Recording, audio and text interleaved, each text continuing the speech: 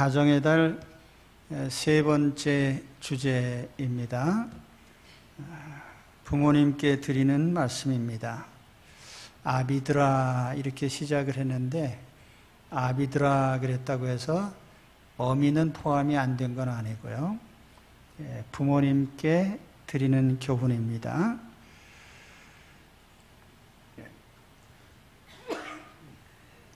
이 부모님께 드리는 첫 번째 교훈은 자녀를 노엽게 하지 말라고 하는 말씀이에요. 아비들아, 너의 자녀들을 노엽게 하지 말고, 노엽게 한다고 하는 것은 그 단어의 의미는 곁에서 화를 돋구지 마라, 그런 뜻입니다. 화를 돋구지 마라. 그래서 현대인의 성경에 보면은 감정을 건드려 화나게 하지 말라. 공동번역에 보면은 마음의 상처를 입히지 말아라. 그렇게 번역을 했어요. 자녀의 마음 속에 분노를 심어주지 마라. 지난 어버이날에 40대 남매가 아버지를 살해하는 폐륜적 사건이 일어났죠. 사건 자체를 보면은 그 자식이 어떤 이유에서든 아비를 해친 것은 폐륜입니다. 그러나 그들의 주장을 들어보면은 아버지가 우리를 학대했습니다. 어쨌든 그들이 어렸을 때 입은 그 마음의 분노가 중년이 지나도 그대로 있었다는 거죠. 그래서 우리 자녀들이 부모가 어떻게 대했느냐에 따라서 그 분노의 감정을 평생 품고 살 수도 있습니다. 어떻게 보면 우리 시대는 분노의 세대라고도 할 수가 있어요. 사람들이 평범한 마음으로 서로 대하는 것이 아니고 분노로 대합니다. 그래서 우리가 정치를 봐도 여당과 야당이 서로 분노로 대하고요. 국민이 정부를 분노로 대하고 또 그런 거 하면 젊은 세대가 기성세대를 향해서 분노하고 또 자식이 부모를 향해서 분노를 품고 또 가난한 사람은 부자들에게 그렇기 때문에 그러한 것이 수시로 표출이 돼요. 길 가다가 왜 쳐다봐 하면서 또 폭력을 행사하고 운전을 하다가 누가 앞지르기 했다고 또 가서 보복을 하고 그런가 하면 백화점에서 푸대접 받았다고 점원을 그냥 폭력을 행사해서 무릎 꿇리고 또 이유 없이 뭐 여자이기 때문에 증오한다든지 이런 것들이 다 우리 마음 정서 속에 어떤 분노가 쌓여 있다. 그러면 이런 분노들이 도대체 어디서 온 거냐? 출처를 살펴보면 이게 다 가정에서 부모가 그 자녀를 양육하는 데서부터 이런 일들이 벌어진 거예요. 우리가 물건으로 치면은 어느 제품의 불량품이 나오면 누가 책임지죠? 생산자가 책임지잖아요. 마찬가지로 자녀들에 대한 모든 책임은 그 자녀를 길러낸 부모가 책임져야 되는 거죠. 거기로부터 모든 이런 문제가 발생하는 거거든요. 오늘 말씀에 부모가 자녀를 분노하게 하지 말아라 그랬는데 그 자녀를 분노케 하는 이유가 뭘까요? 우리가 여러 가지를 생각해 볼 수 있는데 그 몇 가지만 생각해 보면 첫째로 부모가 잘못된 가치관을 주입시킬 때 분노할 수 있습니다. 사람은 가치관에 따라서 살게 돼 있어요. 인생의 목적을 설정하는데도 어떤 사람은 뭐 돈의 목표를 두고 살 수도 있고 또 어떤 사람은 공부하는데 목적을 둘 수도 있고 또 어떤 사람은 사랑에 목숨을 걸 수도 있고 우리 그리스도인들은 영생 천국을 목적으로 삼고 살아갑니다. 근데 만일 어떤 사람이 돈을 추구하는 그런 목적을 뒀다고 하면은 그 사람은 돈에 민감해요. 그러니까 내가 돈에 손해를 보든지 불이익을 당하면 못 참죠. 그러니까 돈 때문에 사람도 죽일 수 있고, 돈 때문에 자식도 버릴 수 있고, 돈 때문에 부부가 서로 헤어질 수도 있고, 그 돈의 지표에 따라서 모든 게 움직여지는 거죠. 우리가 지금 자본주의 사회에 살고 있는데, 이 자본주의의 최대 병폐가 뭐냐 하면은 돈 중심의 사회라는 거죠. 돈이 지배하는 가치관. 그 속에서 우리가 상상할 수 없는 일들이 벌어져요.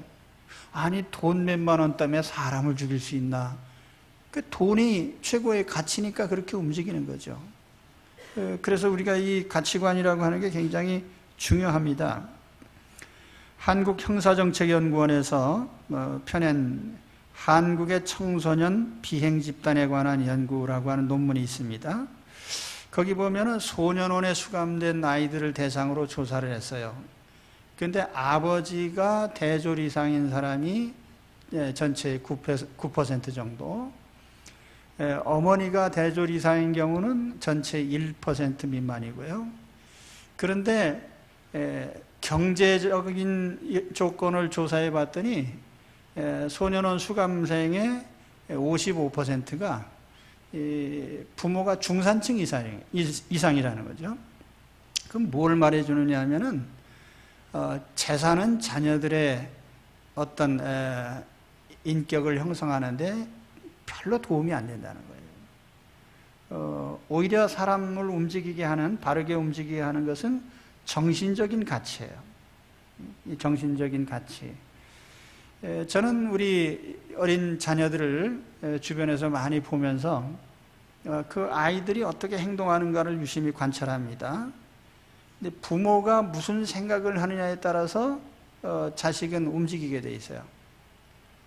돈만 생기면 가서 까먹는 친구가 있는데 그건 부모가 이제 그런 식으로 산 것이거든요. 돈은 까먹는 거다. 이제 그런 생각이 마음에 있는 거죠. 그러니까 우리가 마음의 이 정신적인 자산이라고 하는 게 굉장히 중요한 거예요. 바른 가치관. 우리 그리스도인들은 하나님의 지음을 받은 하나님의 형상들입니다. 그렇기 때문에 하나님의 영광을 위해서 사는 것이 우리 인생의 목표고요. 존재하는 것 자체로서도 최고의 가치를 지닌 것이 우리 인생인데, 이런 가치관을 자녀들이 바로 가지게 되면 그들이 함부로 행동하지 않아요. 그런데 부모가 말로만 그렇게 하고 실제 행동에서 우리 그리스도인의 가치관을 보여주지 못한다면 우리 자녀들이 엉뚱한 행동을 하게 될 것입니다. 그 다음에 두 번째로 부모의 잘못된 기대나 혹은 편애와 같은 이런 것이 자녀들을 또 분노하게 만듭니다. 부모가 자녀에게 기대를 거는 건 당연하죠. 그렇지만 그 기대가 지나치거나 잘못된 기대를 가지면 안 됩니다. 우리는 종종 참 훌륭한 자녀인데 자기 삶에 대한 자긍심이 없고 자존감이 없는 거 많이 봐요. 전교 수석을 하는 아이가 혹은 사법고시 합격한 사람이 자존감이 없어요. 그 자기 삶을 포기한단 말이에요. 그 왜 그렇게 돼요? 자기 자신이 나는 자랑스러운 나야 라고 그렇게 생각하지 않고 나는 내 자신에 대해서 실망스러워 그렇게 생각하는 거예요. 항상. 그 왜 그렇게 돼요? 어려서부터 부모가 어떤 기대를 가지고 기르느냐에 따라서 그렇게 결정이 되는 겁니다. 너는 참 존귀한 아이다. 나는 네가 존재하는 것을 고맙게 생각하고 네가 살아있다는 것만으로도 항상 기쁘다. 또 그걸 가끔 말로 표현해야 돼요. 제가 농담 삼아 우리 아이들에게 어릴 적이죠. 이제 청소년기 지나면은 자꾸 이제 반항하거든요. 가끔 청소년기에 불러다 놓고 얘기합니다. 야, 아버지는 니네가 한 번도 가출도 안 하고 그래 너무너무 참 고마워. 그러면 이제 애들이 우리 아빠가 지금 왜 이런 말씀을 하시나. 근데 사실 제 본심 중에 그런 생각이 있거든요. 자녀가 얼마나 큰 기쁨을 줍니까 우리에게. 충분히 부모에게 역할을 다 했어요.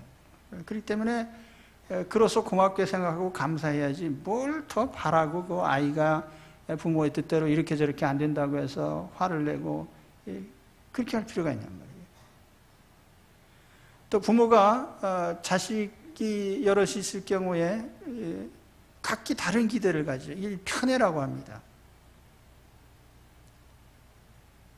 자, 이삭에게 아들이 둘 있어요. 하나는 에서고 하나는 야곱인데 아버지는 에서를 좋아해요. 엄마는 야곱을 좋아해요. 그러니까 어느 정도로 편애했느냐 하면은 그 형이 받을 축복을 동생에게 가로채서 갖다 주는 그 정도로 그 엄마가 야곱을 편애했단 말이에요. 그러니까 부모가 자식을 각기 편애한 결과가 어떻게 됐죠? 두 아들이 서로 원수가 되는 거예요. 저놈 죽여야지. 그러니까 이런 결과들이 나타나는 거예요.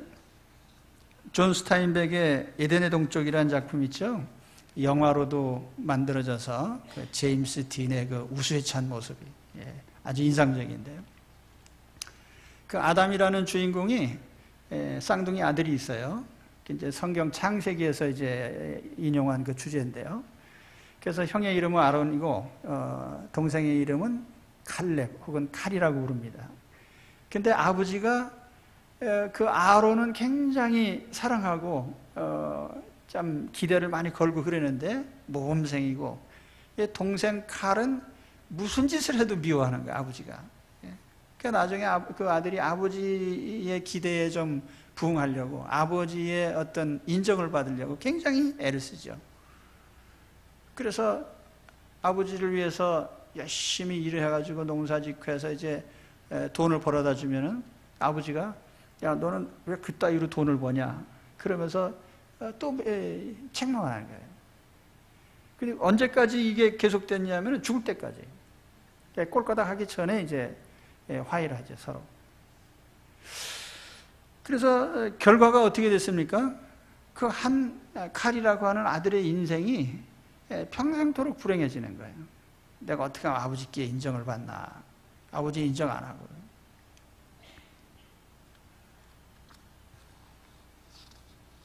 부모의 그릇된 기대와 편애가 자녀를 분노하게 만듭니다. 또 세 번째는 부모가 훈육을 하는데 충동적으로 혹은 폭력적으로 훈육을 하면은 그것이 자녀를 분노하게 한다. 펠트만이라는 사람의 연구 결과를 보면은 이 부모의 훈육 방식이 자녀의 범죄 행동을 억제하는 데에 굉장한 영향력을 준다. 이게 좀 표현이 좀 어려운데 가령 어떤 방식으로 훈육을 하냐에 따라서 그 자녀가 죄를 억제하는 능력이 생긴다는 거예요. 죄를 저항하는 능력, 자기 통제의 능력. 그런데 만일 부모가 충동적으로 혹은 폭력적으로 자녀를 훈육하게 되면은 자녀도 똑같아진다는 거죠. 충동적으로 행동을 하게 돼요. 그러니까 어떤 죄를 지을 때 자기 제어가 안 되는 거죠. 그래서 충동적으로 죄를 짓는 거예요. 분노를 조절하지 못해요. 그런데 요즘에 분노 조절 장애라는 그런 장애가 있잖아요. 분노가 조절이 안 돼요. 근데 그 아이 때에 이 훈련이 돼야 되는데 어른이 돼서 이게 통제가 안 되면요, 이 사회생활을 못 합니다. 어디 가서 좀 하다 수틀리면은 그냥 한번 분노가 폭발하면 이게 통제가 안 된단 말이에요. 그게 그냥 폭력으로 나타나고 살인으로 나타나고 이렇게 되는 거죠. 그 다음에 네 번째로는 부모가 자녀의 상벌의 공평성, 이게 없을 때 자녀들이 노여워할 수 있어요. 우리 어린 자녀들일수록 칭찬하고 책망에 아주 예민합니다. 그러니까 칭찬을 해주면 우쭐하고 또 책망을 해주면 의기소침해지고, 이게 적절히 해야 돼요. 그 아버지나 어머니가 고압적인 자세로 아이를 다루거나 또 칭찬에 인색하다든지 그럴 경우에 자신감이 떨어집니다. 특히 이 상벌의 공평성이 굉장히 중요해요. 제가 볼 때는 이 윤리적인 잘못을 했을 때는 우리가 상당히 꾸짖어줘야 됩니다. 거짓말을 하거나 또는 도둑질을 하거나 혹은 폭력을 행사하거나 이런 성향에 대해서 책망을 해야 되죠. 그러나 어떤 과실, 어떤 실수, 그걸 또 과도히 나무래서는 안 되는 거죠. 근데 우리 엄마들이 어린 아이들을 기를 때 실수는 과도히 책망하고 윤리적인 건 그냥 넘어가요. 그러니까 거짓말하는 건 내버려두고 그릇 하나 깨트리면 야 임마 그게 얼마나 비싼 건데 하면서 그냥 혼내주는 거지. 근데 사실은 그 그릇 깨트린 건 큰 문제는 아니에요. 그게 무슨 사람이 살다 보면 그걸 실수할 수 있지. 근데 윤리적으로 거짓말하는 것은 문제가 되거든요. 그러니까 어떤 것이 더 중하고 어떤 것이 덜 중요한가. 그래서 이 상벌의 어떤 표준이 있어야 됩니다. 어떤 분명한 가치규범 속에서 상벌이 진행이 돼야 돼요. 그래서 때에 따라서는 부모가 그릇된 책망을 하게 되면은 자녀들이 분노하게 됩니다. 그래서 우리가 이런 부모의 상벌의 공평성, 또 마지막으로 말씀드릴 것은 부모의 범죄 행위, 이건 여지 없습니다. 부모가 범죄를 저지르게 되면 자녀들이 그대로 물려받습니다. 다윗이 밧세바 사건을 일으키기 전까지 다윗의 집안이 그런 대로 괜찮았어요. 다윗이 이런 간음죄를 짓고 자기 사랑하는 신하를 전쟁터에 내보내서 죽이고 이런 다윗의 간사한 이런 죄가 자녀들에게 다 알려졌거든요. 근데 그 이후에 다윗 집안을 보면 엉망입니다. 맏아들 암논이 이복누이 다말을 욕보이죠. 다말의 오라비 압살롬이 암논을 칼로 쳐 죽이고, 압살롬은 아비의 왕권을 찬탈하기 위해서 반란을 일으키고, 또 아도니아라는 아들은 아버지가 돌아가시지도 않았는데 지가 왕 되려고 나서 설치죠. 그러니까 그 자식들이 아버지의 범죄 행위 이후로 아버지의 통제를 받지 않습니다. 그게 뭐죠? 부모의 범죄가 자녀들에게 전달이 된단 말이에요. 그래서 우리가 이런 여러 가지 자녀를 분노케 하는 일들 부모가 하지 말아야 돼요. 오늘 교훈에 보면은 우리가 부모에게 너 이걸 먼저 해라라고 하기 전에 이건 하지 말아라로 시작합니다. 그러니까 최소한 자녀를 우리가 잘 기르려고 애쓰기 전에 우선 이건 하지 말라는 거예요. 그게 뭡니까? 자녀들의 마음속에 분노를 일으키게 하는, 분노를 심어주지 말라는 거죠. 부모가 잘못 처신함으로 말미암아 자녀들이 분노를 품고 살게 되면 그건 시한폭탄이에요. 분노를 품고 사는 것보다 불행한 인생은 없어요. 자신에게 불행이고 부모에게도 불행이고요. 그러니까 사회적으로도 큰 피해를 줍니다. 그렇기 때문에 자녀를 분노케 하지 말라고 하는 이 교훈을 잘 마음에 담아두시기 바랍니다. 그 다음에 이제 긍정적으로 나아가게 되면은 오늘 그 4절 말씀에 중심 단어는 양육하라는 겁니다. 양육해라. 영문 번역에 보면 이걸 nourish라는 말로도 번역하고 혹은 bring up, nurture 이런 말로 번역을 했는데 자양분을 줘서 자라게 하라. 그러니까 우리가 부모는 밭과 같아요. 농사 짓는 사람이 땅에 씨를 뿌리면 싹이 나오잖아요. 그 싹이 나올 때 어떻게 합니까? 비료를 주고 물을 주고 잡초는 제거하고 잘 자라날 수 있는 토양을 만들어 주잖아요. 아이들을 양육하는 게 그렇다는 거예요. 그 아이가 잘 자랄 수 있도록 우리가 어떤 좋은 토양을 부모는 제공해 줘야 되는 겁니다. 그게 양육이에요. 성경에 보면은 농사는 농부가 하는 게 아니라 중요한 건 하나님이 하셔요. 농부가 하는 거는 물 주고 가끔가다 또 비료도 주고 김도 메고 그러지만 실제로 생명이 자라나고 싹이 나고 열매가 맺고 하는 거는 하나님이 하신 일이에요. 그러니까 우리는 자녀를 기를 때 우리는 그 모판 역할을 잘하면 됩니다. 우리가 자녀를 길러낼 수 있는 그런 좋은 밭의 역할을 해야 돼요. 그게 양육입니다. 신혼부부에게 제가 결혼하기 전에 꼭 물어봅니다. 너 왜 결혼하냐?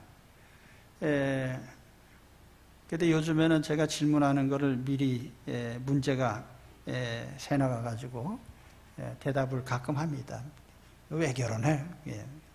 근데 사실 그 중에 그 이유 중에 하나가 뭐냐면 자녀를 낳아서 잘 기르는 겁니다. 그게 결혼의 목표예요. 자녀를 낳아서 잘 기르는 거예요.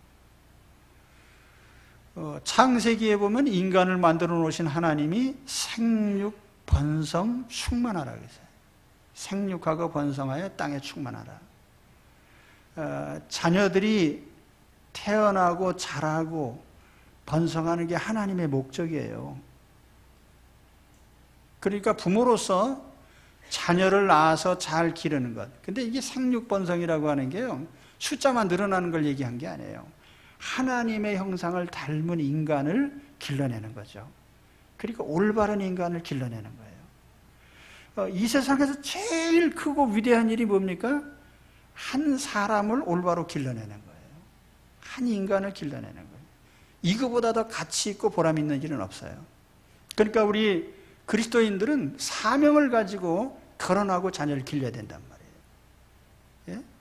오늘 이 세상에 한 사람 잘 길러내면 얼마나 많은 사람이 혜택을 봅니까? 한 인간이 잘못됨으로 말하면 얼마나 많은 사람이 피해를 봅니까? 한 사람 바로 이 길러내는 게 그게 중요한 거예요. 한 인간을 바로 길러내야 말이에요. 그래서 우리 그리스도인들은 그래서 결혼할 때에 자녀를 낳아서, 제가 바라기는 그저 한 7, 8명 낳으면 좋겠는데 겨우 2명 나가지고, 그래 하나님께서 그 장사가 되시겠어요? 둘이 결혼해가지고 둘 낳으면 본전인데 장사라는 게 좀 남는 장사가 돼야지. 그래서 3명 이상은 낳아야 그래도 하나님이 득을 보시지 않습니까? 그죠? 그래서 3명 이상 낳으면 제가 경력금을 드리는데도 잘 안 나려고 그래요. 하나님께서 다 책임지십니다. 근데 아무튼 제가 말씀드리려고 하는 것은 우리 자녀를 낳아서 잘 길러내는 것, 이게 우리 인생의 큰 과업이에요. 그 이후에 하고 싶은 일들 하세요. 근데 젊어서 결혼한 사람들은 자녀 기르는 것을 첫 번째 과제로 삼아야 돼요. 제일 중요한 일이니까. 아이들이 성인 되면 다 떠나잖아요.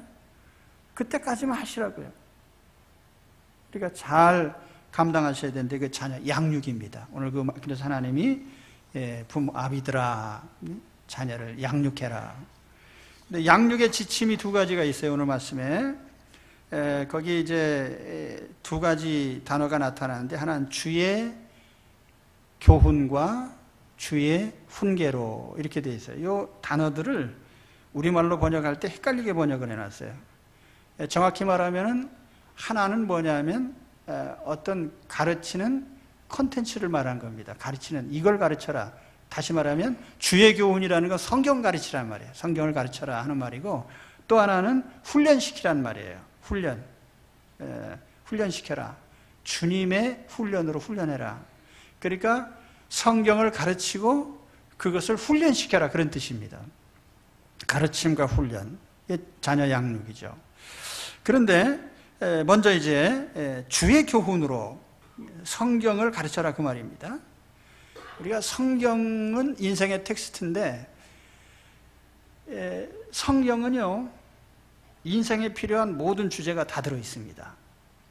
성경 자체가 역사책은 아닌데, 그러나 역사를 다루는 중요한 문제를 보여주고 있습니다. 자, 우리가 인간의 역사를 배울 때에 어떤 역사관이 있잖아요. 근데 성경은 보면은 인간의 역사 플러스 하나님의 역사입니다. 그러니까 하나님이 창세 이후로 인류 역사를 어떻게 움직여 오셨는가. 그러니까 하나님의 관점에서 역사를 보는 거죠. 인간의 관점에서 보는 게 아니고요.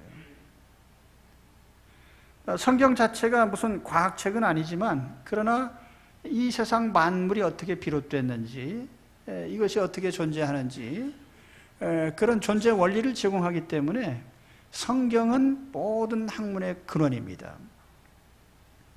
또 성경이 무슨 심령과학 책은 아니지만 그러나 성경에 인간의 영혼, 천사들의 존재, 영적인 하나님, 내세, 영생 이러한 중요한 눈에 보이지 않는 이슈들을 분명하게 말씀하거든요. 그러니까 우리가 성경을 봐야 영적 세계를 알게 됩니다. 그러니까 성경은 우리의 영적인 거, 육신적인 거, 우주적인 거, 모든 물질적인 거, 정신세계 모든 것을 다루는 종합적인 텍스트예요. 최고의 윤리, 최고의 도덕, 최고의 사회규범 그게 다 성경 안에 있습니다. 그래서 우리가 대한예수교장로의 헌법 신조 첫 번째 신조 1항에 보면은 이런 말씀이 나와요. 신구약 성경은 하나님의 말씀이니 신앙과 본분에 대하여 정확무오한 유일의 법칙이다. 그래서 우리가 신앙과 삶의 유일한 규칙이 있다면 그건 성경이란 말이에요. 그러니까 성경을 가르쳐야죠. 신명기 6장 4절에 보면은 이스라엘아 들으라. 그러면서 그 하나님께서 하나님 백성에게 하나님 말씀을 누웠든지 일어날 때든지 길에 행할 때든지 항상 가르치라고 합니다. 하나님 말씀 항상 가르쳐라. 이제 우리가 매월 이제 성구 하나씩 해가지고 나눠드리는데 갖다 대문에도 붙이고 식탁에도 놓고 보십시오. 예, 보시는 분도 있고 안 보시는 분도 있고. 네. 네, 시키는 대로 하면 아주 뭐 손해 날 일이 없지요. 큰 축복을 받을 겁니다. 아무튼 예수님의 교육 방법도 마찬가지예요. 예수님도 그런 교육을 받으셨어요.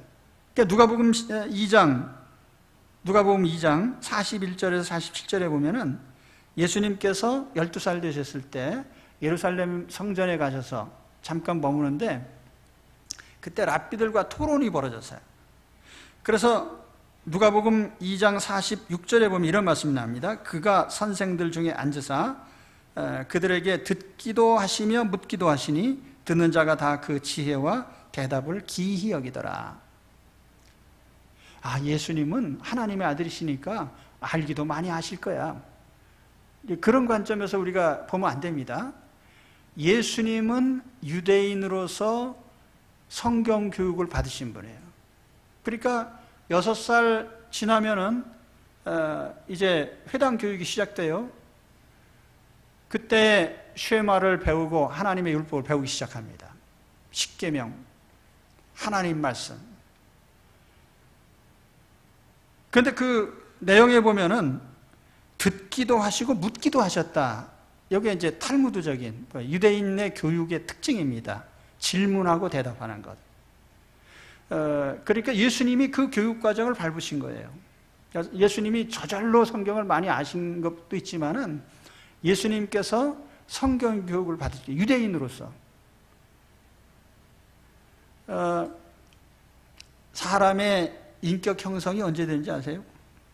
예, 이게 태어나서부터 계속 인격 형성이 되는데 한 7살 이전까지 그의 성품이나 그의 뭐 어떤 사회성이나 그의 모든 어떤 대인관계나 이런 모든 면에서 그의 모든 중요한 성향들이 다 결정이 돼버려요. 그러니까 우리 속담에 3살적 버릇이 80살까지 간다. 굉장히 맞는 말씀이죠. 그 6살, 7살 되면은 인격적인 중요한 성향이 다 결정이 돼버리는 거예요.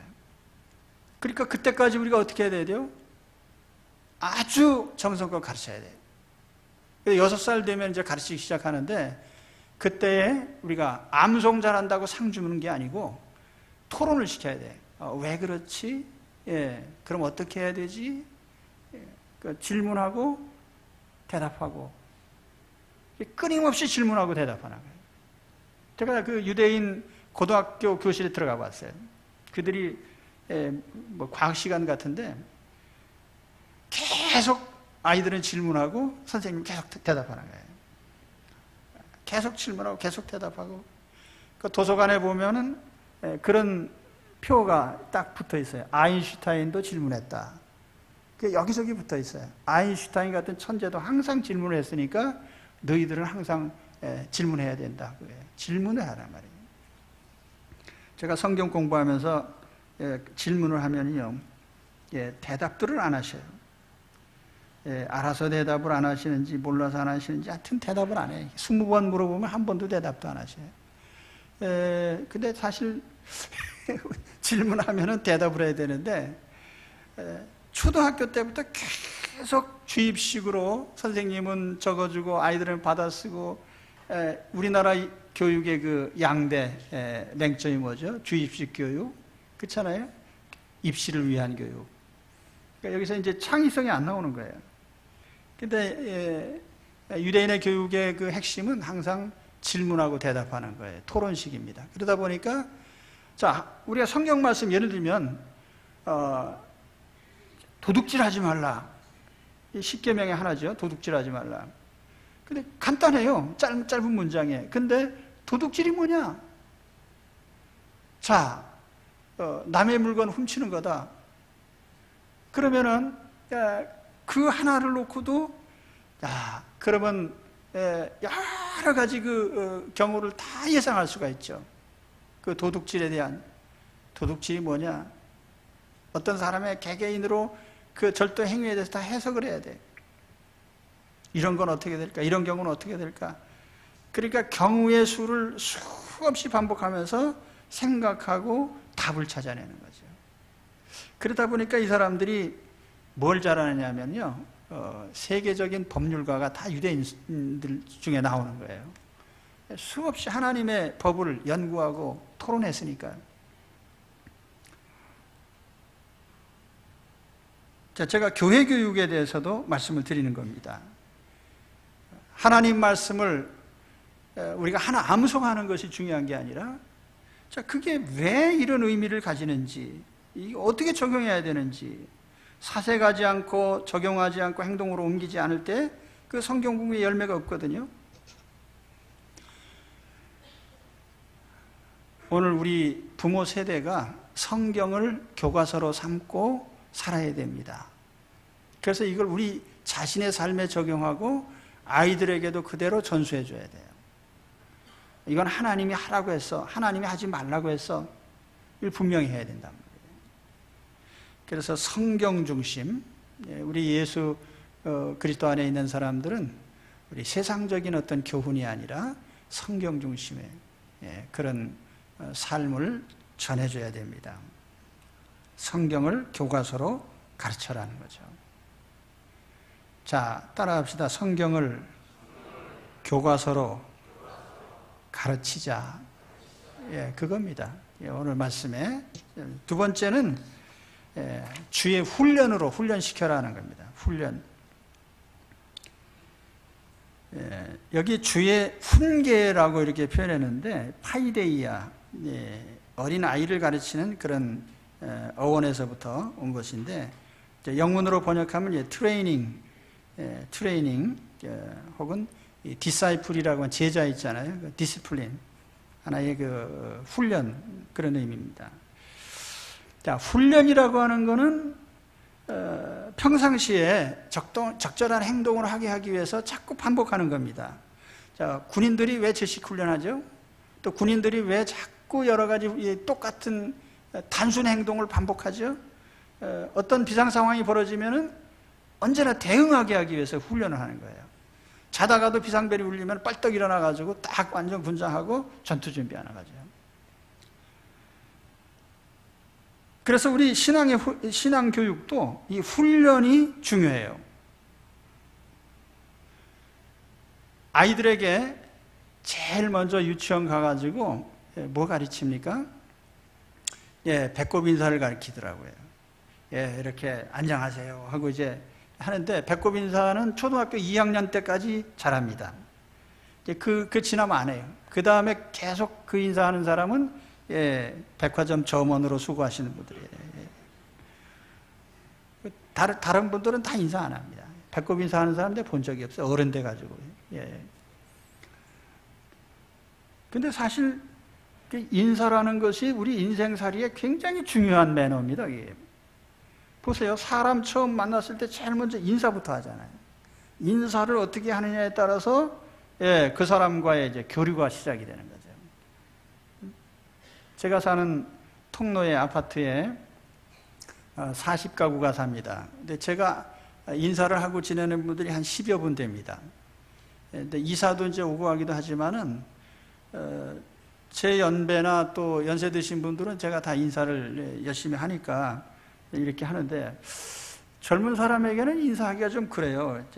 나이 든 분이 10이거나 해가지고 또, 그럴까봐 이제 가만히 서 있는데, 젊은 사람이 먼저 인사하는 적은 거의 없어요. 요즘 젊은 세대는, 우리 정륜교회 젊은이 빼놓고는 거의 인사하는 법이 없어요. 그러니까, 누구 새로운 사람을 알고 싶지 않다 이거죠. 그리고 뭐 엮이고 싶지 않다. 근데 그 어려서부터 이제 그런 체제 속에 살다 보니까, 우리나라 사람이 약한 것이 뭐죠? 한 사람 한 사람 훌륭한데, 공동체 생활에 아주 제대로 적응 못 한다는 거예요. 세계 속으로 나가면. 사람과 사람이 서로 어울리고 이렇게 해야 되는데, 사회성이 떨어져요. 그 왜 그래요? 뭐, 인사를 초등학교 2학년 때까지만 하고 안 하니까요.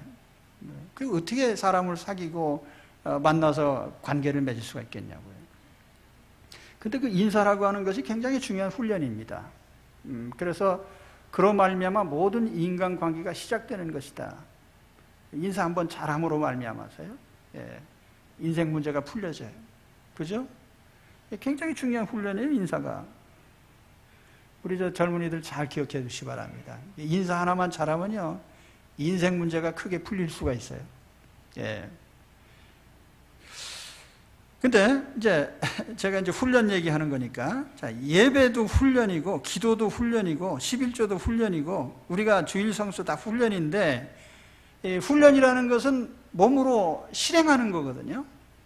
자, 기독교와 무슬림과의 차이가 뭐냐면은, 기독교인들은 주일학교에서 선생님이 성경을 가르쳐요. 또 교회 교육도 똑같아. 그 패턴이 똑같습니다. 회중을 모아놓고 성경을 가르쳐요. 머릿속에 넣어주는 거죠. 근데 다 깨닫고 감동도 받고 다 해. 그런데 뭐가 없죠? 적용과 실천이 없는 거죠. 그 무슬림은 어떻게 하느냐 하면은 그렇게 안 가르쳐요. 무조건 하루에 5번, 소리가 들리면은, 모스크에서 소리가 들리면은 무조건 달려가서 엎드려야 돼요. 몸으로 가서 무조건 해야 된단 말이에요. 그러니까 10번 듣는 것보다 한 번 엎드리는 것이 훨씬 더 훌륭한 훈련이죠. 그게 실체적인 훈련이거든요.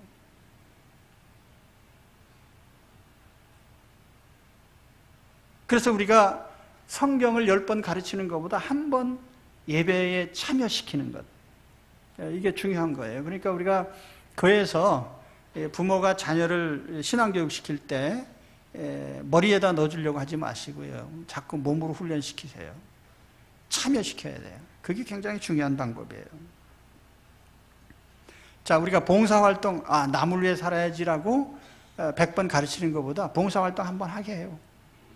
그것이 인생의 중요한 경험이 되는 거죠. 이 훈련에서 빠질 수 없는 한 가지가 뭐냐면 징계입니다. 자, 징계. 이 훈계라는 말 속에는 이 징계의 의미가 포함되어 있어요. 말씀을 어겼을 때 어떻게 되느냐? 징계를 받아요. 그것이 하나님의 원리거든요. 하나님은 어떤 명령을 주실 때 그걸 행하도록 하셨고, 하나님의 명령을 어겼을 때는 반드시 그 징계가 따라가요. 이게 하나님의 방식이에요. 근데 그리스도인들이 교회 생활하면서 이걸 배우질 않아요. 죄는 그저 용서만 하는 걸로 그렇게 알고 있죠. 용서받았으니까 뭐 이제는 웬만한 잘못해도 다 괜찮아. 이게 이제 예수 믿는 사람들이 복음 안에서의 실수란 말이에요. 하나님 자녀로 거듭났으면요, 하나님의 아들이 내 죄 때문에 십자가에서 목숨까지 버리셨다면 나는 그 죄를 철저하게 이제는 죄짓지 않는 생활로 들어가야 되는 거예요. 용서받는 것도 중요하지만은 끊임없이 우리 용서 속에 살아요. 더불어서 우리는 끊임없이 이제는 죄를 짓지 않기 위해서 싸우는 삶이 시작돼야 되는 겁니다. 그래서 하나님은 그리스도인에게 때로는 징계를 하시는 거죠. 징계가 없으면은 하나님 자식이 아니라고 그랬어요. 하나님 자녀가 아니다. 제가 한 구절을 읽어드리죠. 잠언 23장 13절에 아이를 훈계하지 아니하려고 하지 말라. 채찍으로 그를 때릴지라도 그가 죽지 아니하리라. 할렐루야. 근데 이 말씀을 가만히 또 이걸 분석해 보면 재미가 있어요. 아이를 훈계하지 아니하려고 하지 말라. 아이를 훈계해라 그 말이에요. 이 말을 왜 이렇게 돌려서 힘들게 했을까요? 아이를 훈계하지 아니하려고 하지 말라. 왜 그렇게 말씀하세요? 훈계해라 그러면 될 것을. 예, 이게 성경 공부인 거예요. 하나님은 왜 이런 표현을 쓰셨을까? 왜 이렇게 표현하셨을까요? 마치는 분에게 상금을 드리지요. 왜 이런 표현을 쓰셨냐면은 자기 아이를 훈계하지 아니하려고 하니까. 부모가 자기 아이를 훈계를 하려고 안 하니까 아니하려고 하지 말라 이렇게 표현한 거예요. 아시겠습니까? 근데 그 말씀 다시 보세요. 자, 그 말씀에 보면은 그 후반부에 가면은 그걸 좀 더 강조를 해요. 아이를 채찍으로 때릴지라도 그가 죽지 아니하리라. 때려라. 죽지 않는다. 이 표현은 그 앞에 있는 표현을 강조한 겁니다. 아이를 훈계하지 아니하려고 하지 마라. 훈계해라. 때에 따른 징계해라. 징계한다고 아이가 죽지는 않아. 그런 표현이죠. 근데 징계하다가 아이를 때려서 죽이는 사람은 그건 본래 죽이려고 때린 사람이야. 그러니까 자식을 죽이려고 때린 사람은 자식이 죽지. 그러나 자녀를 죽이려고 때린 사람은 없어요. 잘 되라고 하는 거지. 그 매에는 그거는 사랑이 들어있는 거죠. 그러니까 이 훈계를 하라는 것입니다. 훈계는 제가 볼 때예요, 아주 좋은 자녀를 만드는 공정입니다. 도자기 공장에 가면 그릇 만들잖아요, 질그릇. 그런데 이렇게 흙으로 그릇 모양을 만들면서 자꾸 두들겨 줍니다. 그런데 이 공정상에 어떤 한 공정을 생략했을 경우에 불량품이 나와요. 자, 우리가 아이를 기르는데 이 징계의 과정을 생략했을 때 그 아이의 미래의 인격에 결함이 생긴단 말이에요. 그러니까 이 징계의 과정은 반드시 밟아야 돼요. 요즘 아이들이 꾸중 듣는 것을 굉장히 못 견딥니다. 근데 싫은 소리 한마디 들으면은 학교도 가지 않고, 또 아이보다 한술 더 뜨는 부모도 있어요. 아이가 학교에서 혼나고 오면 학교까지 쫓아갑니다. 그 자녀 교육에 아주 심각한 문제죠. 교육이라는 것은 지식 전수가 전부가 아닙니다. 정당한 권위에 순종하는 것도 교육이고, 사회규범을 따르게 하는 것도 교육이고, 하기 싫어도 하게 만드는 게 교육이고, 내 마음에 들지 않아도 자신을 죽일 줄 아는 것도 교육입니다. 그래서 예전에는 우리 훈장님께 회초리를 만들어서 갖다 드리면서 내 아이를 초달해 주세요 그랬거든요.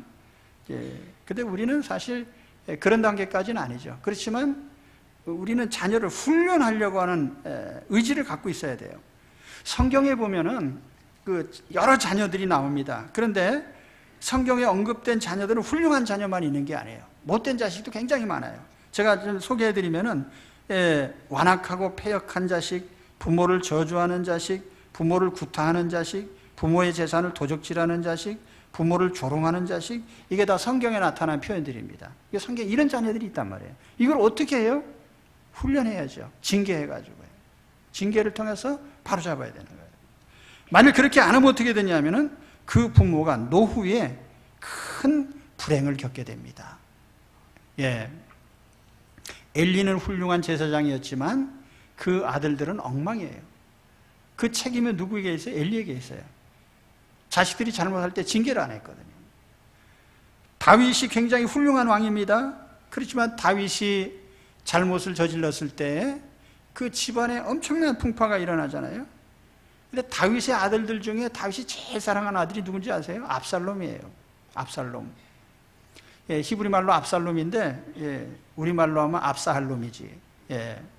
근데 그 압살롬이 얼마나 잘생겼는지요. 머리끝부터 발끝까지 다 잘생겼어요.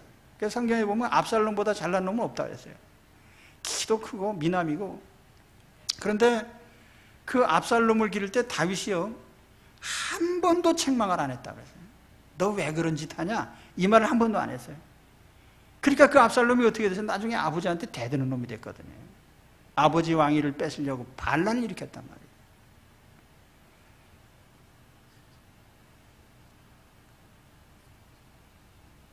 우리 부모들이 자식을 예뻐하지요. 예뻐할 줄 알고 또 아이들에게 잘 대하려고 애씁니다. 그러나 중요한 건 훈련이에요. 예쁠수록 훈련을 시켜야 돼요. 훈련을 안 시키면 나만 이뻐하고 남들에게 미움 사는 자식이 된단 말이죠. 그러니까 우리가 이 훈련을 시키는데, 아까도 말씀드렸지만 아이는 7살 이전에 모든 성품이 다 결정되기 때문에 어린아이라고 해도요, 바른 걸 가르쳐야 돼요. 어린아이라고 해서 잘못된 걸 가르치면 안 돼요. 대충 넘어가도 안 돼요. 예를 들어서 아이가 달려가다가 돌부리에 걸려 넘어졌단 말이에요. 그런데 우리의 통상 방식이 어떤 거죠? 우선 무조건 일으켜주죠. 예. 그 다음에 누구를 혼냅니까? 야, 이놈의 돌부리야. 이놈의 이 나쁜 놈의 땅이 말이지. 우리 아이를 넘어지게 했다. 누가 잘못한 거예요? 지가 잘못한 거지. 지가 잘못해서 돌부리에 걸려 넘어진 거지. 땅이 뭐 잘못했냐 말이에요. 그런데 우리가 가장 근본적이지만 삶의 원인을 타자로 돌리는, 그래서 이게 이제 나중에 그 돌부리 얘기를 했지만 그게 다른 사람이라고 가정해봐요. 그럼 남이 탓할 거 아니에요. 내가 무슨 잘못을 하거나 어떤 어려움에 다가오면은 남이 탓한단 말이에요. 그래서 이 훈련이 중요한 거예요. 어려서부터 훈련이에요. 특히 아버지의 교육적인 책임. 오늘 말씀도 아비들아 이렇게 시작했거든요. 아비들아. 아버지의 교육적 책임이 막중합니다. 자녀의 가치관, 인격 형성, 이게 다 아버지의 지대한 영향력 아래에 있습니다. 아버지의 가치관이 자식에게 크게 전달이 됩니다. 우리 교육부에서 예전에 이제 이상한 정책을 내놔가지고 한번 이제 언급이 된 적이 있는데, 초등학교에서 젓가락 잡는 법을 가르쳐야 되겠다. 근데 사실 젓가락 잡는 법은 초등학교에서 가르칠 일이 아니고 부모가 식탁에서 가르쳐야 돼요. 식탁 교육이거든요. 식탁이라는 것이 자녀 교육의 장소거든요. 그래서 우리 때는 그 식탁에서 많은 교육을 받았어요. 어른보다 먼저 홀딱 먹지 마라. 또는 뭐 따그닥거리면서 먹지 마라. 쩝쩝 소리도 내지 마라. 어른보다 먼저 호닥닥 먹고 도망가지 마라. 여러 가지 이제 그 교훈들이 이제 식탁에서 쭉 오는 거예요. 식탁 교육. 거기에는 이제 아버지와 엄마가 중심 교육자가 되는 거죠. 자, 이제 이 부모의 훈련 교관으로서의 역할을 말씀드렸습니다.